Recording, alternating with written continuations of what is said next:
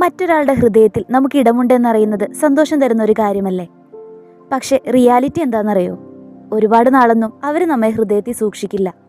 കേട്ടിട്ടില്ലേ, ഒരു മഴയത്ത് ആരുടെയോ കുടക്കീഴിൽ അഭയം തേടിയിട്ട് മഴ തോരുമ്പോൾ പടിയിറങ്ങി പോകുന്ന, അല്ലെങ്കിൽ പടി ഇറക്കി വിടുന്ന അനുഭവം. എല്ലാവർക്കും എല്ലാവരെയും ഒരുപോലെ ഹൃദയത്തിൽ സൂക്ഷിക്കാൻ പറ്റില്ല. എല്ലാവർക്കും ഒരുപോലെ ഇടമുള്ള ഹൃദയം ഈശോയുടെ തിരുഹൃദയമാണ്. ആ പിളർക്കപ്പെട്ട ഹൃദയത്തിൻ്റെ വിടവിൽ അവൻ എല്ലാവരെയും ഒരുപോലെ ചേർത്തണയ്ക്കുന്നു. ധന്യൻ ജോസഫ് ഇതയത്തിലച്ചൻ പറയുന്നത്, കർത്താവിൻ്റെ തിരുഹൃദയത്തിൽ നിന്നും പുറപ്പെട്ടുകൊണ്ടിരിക്കുന്ന ദിവ്യാഗ്നിയുടെ പൊരി കൊണ്ട് ഹൃദയത്തെ കത്തിയെരിയിക്കുക എന്നാണ്.